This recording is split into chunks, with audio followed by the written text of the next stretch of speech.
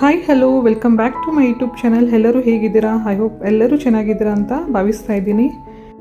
ಇವತ್ತಿನ ವಿಡಿಯೋದಲ್ಲಿ ನೀವು ನೋಡಬಹುದು ಗರಿಗರಿಯಾದ ಅವಲಕ್ಕಿ ಪಕೋಡ ಮಾಡುವ ವಿಧಾನ. ಈ ಮಳೆಗಾಲದಲ್ಲಿ ಏನಾದರೂ ಕ್ರಿಸ್ಪಿಯಾಗಿ ತಿನ್ನಬೇಕು ಅಂತ ಅನಿಸಿದ್ರೆ ಈ ರೆಸಿಪಿ ಪರ್ಫೆಕ್ಟ್ ಅಂತ ಹೇಳ್ತೀನಿ. ತುಂಬಾ ಕ್ರಿಸ್ಪಿಯಾಗಿರುತ್ತೆ. ಹೊರಗಡೆ ಕ್ರಿಸ್ಪಿ ಆ್ಯಂಡ್ ಕ್ರಂಚಿ, ಒಳಗಡೆ ತುಂಬಾ ಸಾಫ್ಟ್ ಆಗಿರುತ್ತೆ. ತುಂಬ ಚೆನ್ನಾಗಿರುತ್ತೆ. ಗೆಸ್ಟ್ ಬಂದಾಗ ಈ ರೀತಿ ಒಮ್ಮೆ ಟ್ರೈ ಮಾಡಿ. ಇದಕ್ಕೆ ಬೇಕಾಗಿರುವ ಸಾಮಗ್ರಿಗಳು ಒಮ್ಮೆ ತಿಳ್ಕೊಂಡು ಬರೋಣ ಬನ್ನಿ.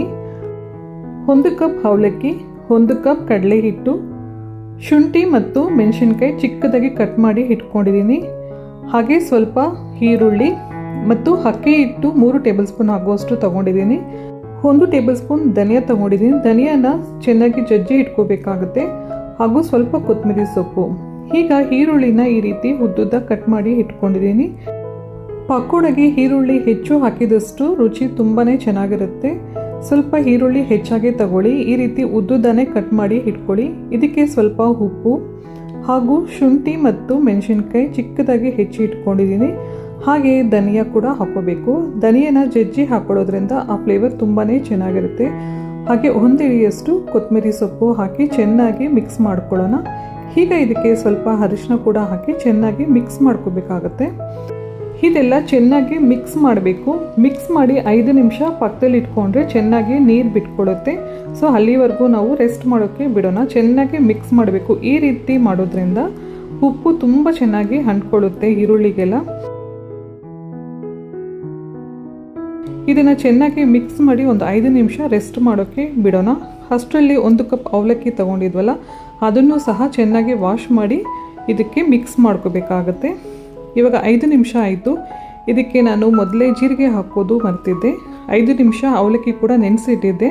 ತುಂಬಾ ಸಾಫ್ಟ್ ಆಗಿದೆ. ಗಟ್ಟಿ ಅವಲಕ್ಕಿ ತೊಗೊಂಡಿದ್ದೆ. ಅದನ್ನು ಸಹ ಈಗ ಮಿಕ್ಸ್ ಮಾಡ್ಕೊಳ್ತಾ ಇದ್ದೀನಿ. ಹಾಗೆ 2 ಟೇಬಲ್ ಸ್ಪೂನ್ ಆಗುವಷ್ಟು ಕಡಲೆ ಹಿಟ್ಟು ಕೂಡ ಹಾಕ್ಕೊಳ್ತಾ ಇದ್ದೀನಿ. ನಿಮಗೆ ಕ್ವಾಂಟಿಟಿ ಎಷ್ಟು ಬೇಕೋ ಅಷ್ಟು ಹಾಕ್ಕೊಳ್ಳಿ. ನಾನು ದೊಡ್ಡ ಸ್ಪೂನಲ್ಲಿ ಒಂದು 2 ಟೇಬಲ್ ಸ್ಪೂನ್ ಆಗುವಷ್ಟು ಕಡಲೆ ಹಿಟ್ಟು ತಗೊಳ್ತಾ ಇದ್ದೀನಿ. ಹಾಗೆ ಅದೇ ಸ್ಪೂನಲ್ಲಿ 2 ಟೇಬಲ್ ಸ್ಪೂನ್ ಆಗುವಷ್ಟು ಅಕ್ಕಿ ಹಿಟ್ಟು ಕೂಡ ತಗೊಳ್ತಾ ಇದ್ದೀನಿ.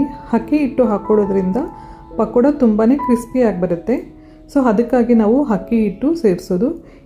ಇವಾಗ ಇದನ್ನೆಲ್ಲ ಚೆನ್ನಾಗಿ ಮಿಕ್ಸ್ ಮಾಡ್ಕೊಳ್ಳೋಣ.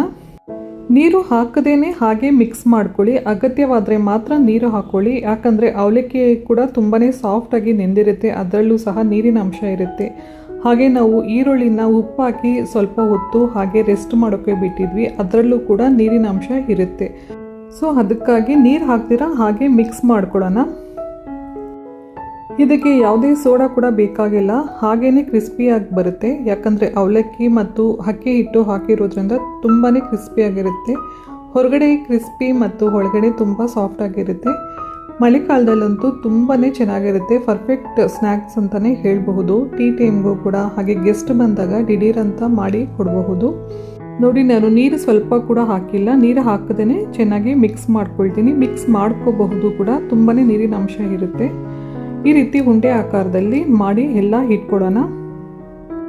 ಇದನ್ನು ನೆನೆಸೋ ಅವಶ್ಯಕತೆ ಕೂಡ ಇಲ್ಲ. ರೆಡಿ ಮಾಡ್ಕೊಂಡಿದ್ದ ತಕ್ಷಣ ನಾವು ಎಣ್ಣೆಯಲ್ಲಿ ಬಿಡಬಹುದು. ನಾನು ಇದನ್ನು ರೆಡಿ ಮಾಡ್ತಾ ಎಣ್ಣೆ ಕೂಡ ಬಿಸಿ ಆಗೋಕ್ಕೆ ಬಿಟ್ಟಿದ್ದೆ. ಅದು ಕೂಡ ಬಿಸಿ ಆಗ್ತಾ ಇದೆ. ಇದು ಕೂಡ ನಾನು ಉಂಡೆ ಕಟ್ಕೊಳ್ತಾ ಇದ್ದೀನಿ. ಈ ರೀತಿ ಎಲ್ಲ ಉಂಡೆ ಮಾಡಿ ಇಟ್ಕೊಳ್ಳೋದ್ರಿಂದ ಬೇಗನೆ ಮಾಡಬಹುದು. ಎಲ್ಲ ರೆಡಿ ಆಯಿತು. ಈ ರೀತಿ ಎಲ್ಲ ಉಂಡೆ ಮಾಡಿ ಇಟ್ಕೊಂಡ್ರೆ ಬೇಗ ಮಾಡಬಹುದು. ಈ ರೀತಿ ಮಾಡೋದ್ರಿಂದ ಟೈಮ್ ಸೇವ್ ಕೂಡ ಮಾಡಬಹುದು.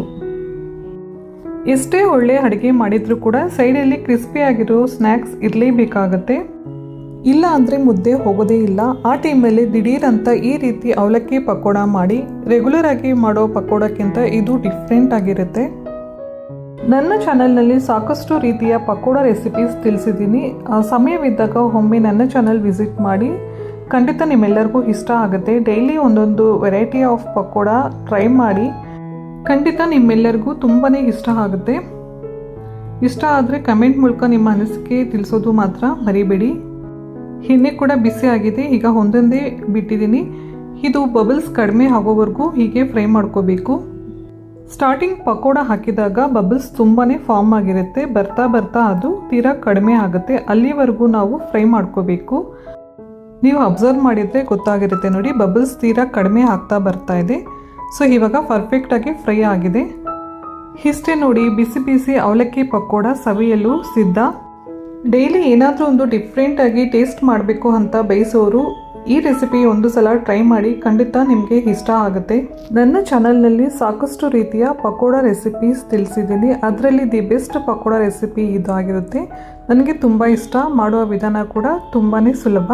ಈ ರೆಸಿಪಿ ನಿಮ್ಮೆಲ್ಲರಿಗೂ ಇಷ್ಟ ಆಗಿದೆ ಅಂತ ಭಾವಿಸ್ತಾ ಇದ್ದೀನಿ. ಮತ್ತೆ ಭೇಟಿಯಾಗೋಣ. ಅಲ್ಲಿವರೆಗೂ ನಮಸ್ಕಾರ. Thank you so much. Bye bye.